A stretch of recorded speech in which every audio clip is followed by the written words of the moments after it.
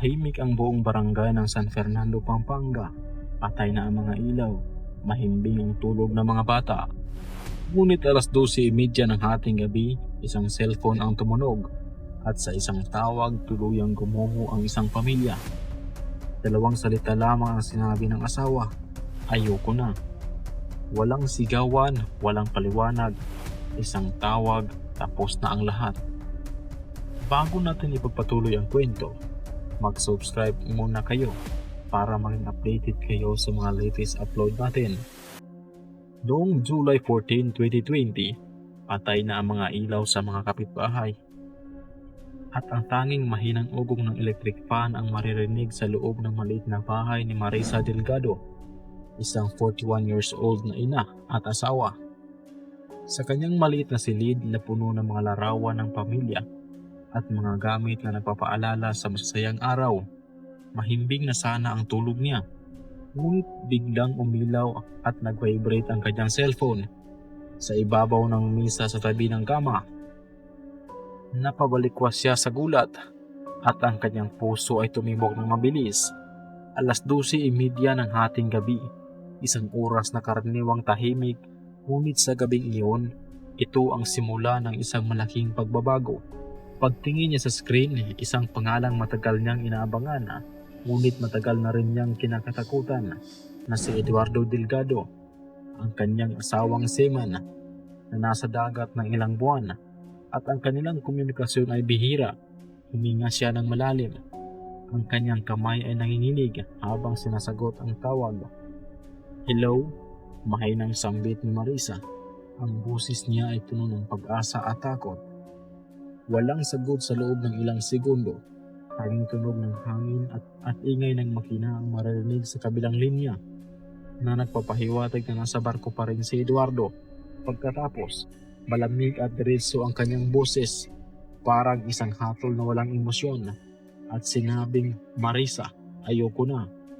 Parang may pumutok sa loob ng dibdib niya. Ang salitang iyon ay nagdulot ng sakit na hindi niya inaasahan. Nanginginig ang boses niya. Anong ibig mong sabihin? Nagmamakaawa siya. Ang kanyang isip ay naglalaro ng mga posibilidad na baka may problema sa trabaho, baka may sakit, baka pwede pang ayusin. Ngunit sa bawat tanong, katahimikan lamang ang sagot, hanggang sa biglang naputol ang tawag. Paulit-ulit niyang tinawagan ang numero ni Eduardo. Walang sumagot.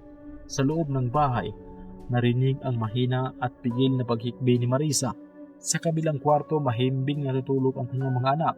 Sina Kyle, 15 years old, isang batang lalaki na mahilig sa basketball at may pangarap na maging engineer. At si Anika, 12 years old, isang batang babaeng masipag sa paralan at mahilig mag-drawing. Wala silang kaalam-alam sa gabing iyon na tuluyan ang nabasag ang kanilang pamilya. Ang kanilang ama na kanilang inaasahan ay biglang naglaho sa kanilang buhay. Bumalik sa alaala ni Marisa ang kanilang nakaraan. Taong 2001 sa Dagupan City. Bata pa siya noon, nasa 22 anyos. Isang working student sa kursong accountancy. Sa umaga pumapasok siya sa eskwela, puno ng mga libro at assignment.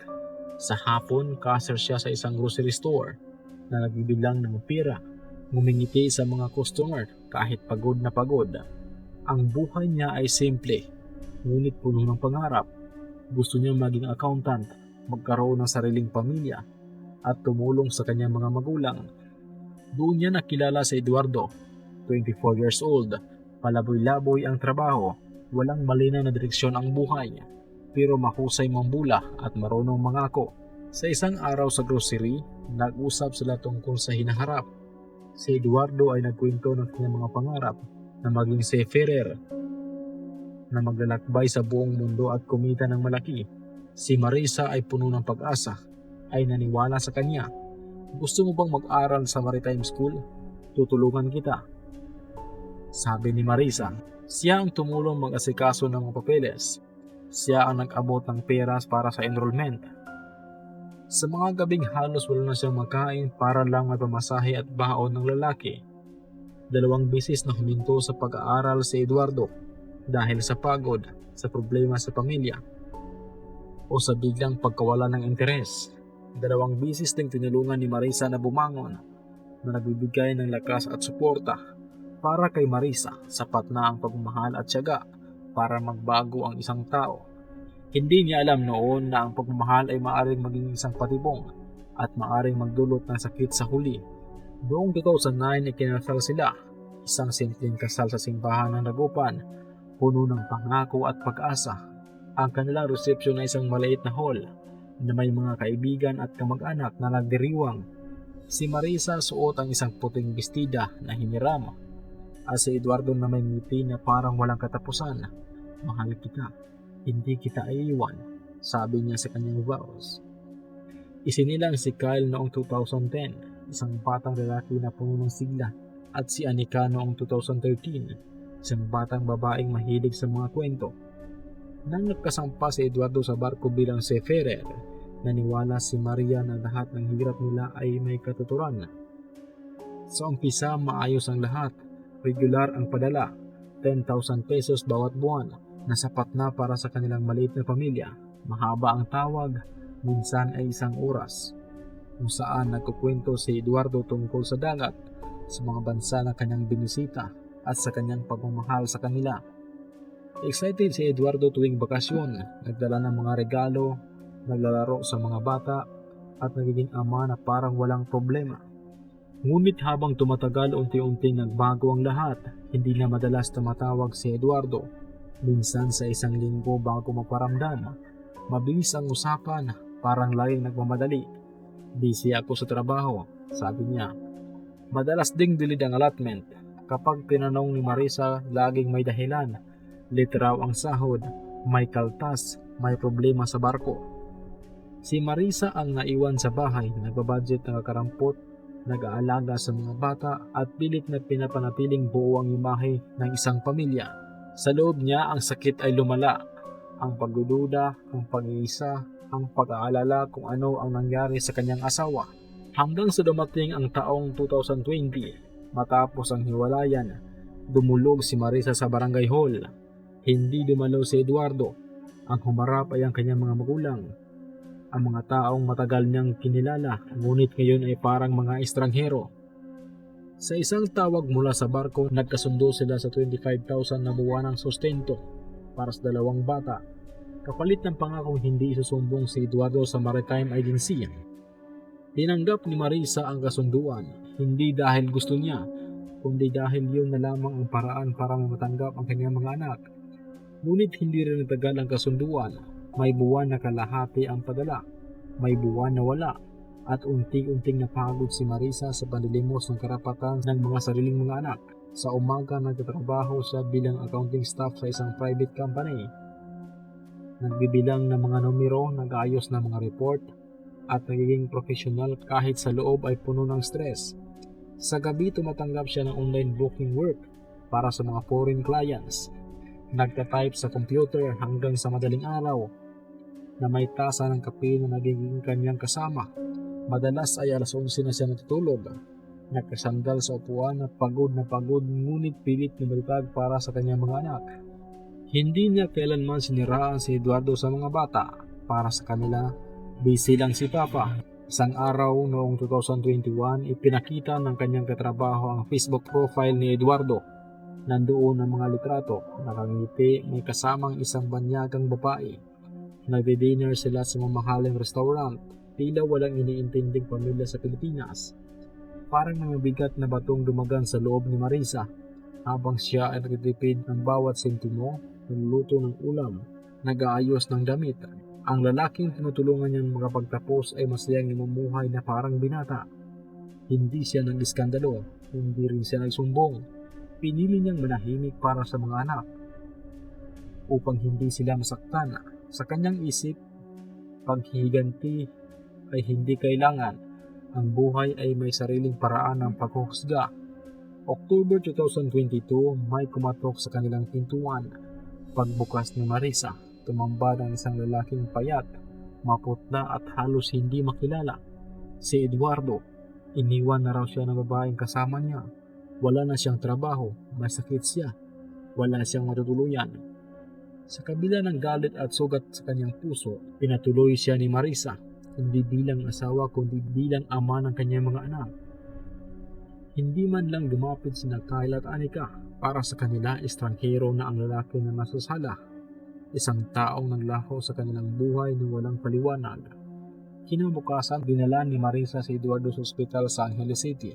Matapos ang ilang araw, lumabas ang resulta. Late stage HIV o AIDS, hindi na magagamot. Palliative care na lang ang kailangan. Tahimik si Marisa, walang sigaw, walang luha. Parang pagod na pagod ang puso niyang masaktan. Inalagaan ni Marisa si Eduardo. Nagbibigay ng gamot, nag-aalaga sa kanyang katawan, at nagiging tagapag-alaga na parang walang nangyari. Isang gabi, mahinang nagsalita ang lalaki. Inamin niya ang lahat. Ang bisyo, ang mga babae, ang pagtalikod sa pamilya. Inamin din niya ang sariling mga magulang ang nag-udyok sa kanya na iwan si Marisa upang sa kanila raw mapunta ang pera. Hindi na nagalit si Marisa. Awa na lamang ang nararamdaman niya. Awa sa isang tao na nawala sa sarili. Dumaan sa test na Marisa at ang mga bata. Habang hinihintay ang resulta, hindi siya halos makahinga sa kaba. Nagdarasal sa gabi, nag-aalala kung ano ang mangyayari sa kanilang buhay. Nang lumabas ang papel, malinaw ang nakasulat, non-reactive. Hindi sila nahawa. Tahimik siyang napaupo at tuon lang niya naramdaman ang kunting ginhawa, isang liwanag sa gitna ng dilim. Disyembre 2022, tuluyan nang bumigay ang katawan ng Eduardo. Tahimik siyang pumanaw sa ospital, walang huling salita. Hawak ni Marisa ang kanyang kamay, ang lalaking minsan niyang minahal, ang kamay na nagbigay sa kanya ng mga anak, ng mga alaala, ngunit pati ang sakit. Hindi na siya umiyak matapos ang libing. Iniharap ng mga magulang ni Eduardo ang kanilang pagtutol sa mga naiwan nitong ari-arian. Nagsampa sila ng kaso na nag-angkin na sila ang dapat na magmana. Ngunit malinaw ang dokumento. Walang annulment, walang legal separation. Sa desisyon ng korte, kinilala sina Marisa, Kyle at Anika bilang tanging legal heirs. Ang laban niya ay mahaba. Mga hearing, mga abogado, mga dokumento. Ngunit si Marisa ay nakatayo ng matatag na sinusuportahan ng kanyang mga kaanak at ng kanyang sariling lakas. Pagsapit ng taong 2024, si Marisa ay isa ng finance supervisor sa kanyang kumpanya. Isang posisyon na nagbibigay sa kanya ng higit na kita at respeto. Si Kyle at Anika ay maayos na nag-aaral, parehong may pangarap. Si Kyle ay nagiging estudyante sa engineering at si Anika ay naging artist sa paaralan. Hindi perpekto ang pamilya nila. May mga araw na naalala nila ang kanilang ama. May mga gabi na nag-uusap sila tungkol sa hinaharap, ngunit buo ang dignidad. Ang kwento ni Marisa Delgado ay patunay na hindi lahat ng iniwan ay natalo. Hindi lahat ng nahimik ay mahina. At hindi lahat ng paghihiganti ay kailangang gawin ng tao. Minsan ang buhay na mismo ang gumagawa nito. Sa kanyang pagbangon, natunan niya na ang tunay na lakas ay hindi sa paghihiganti, kundi sa pagpapatuloy, sa pagmamahal sa sarili at sa pag-aalaga sa mahal sa buhay.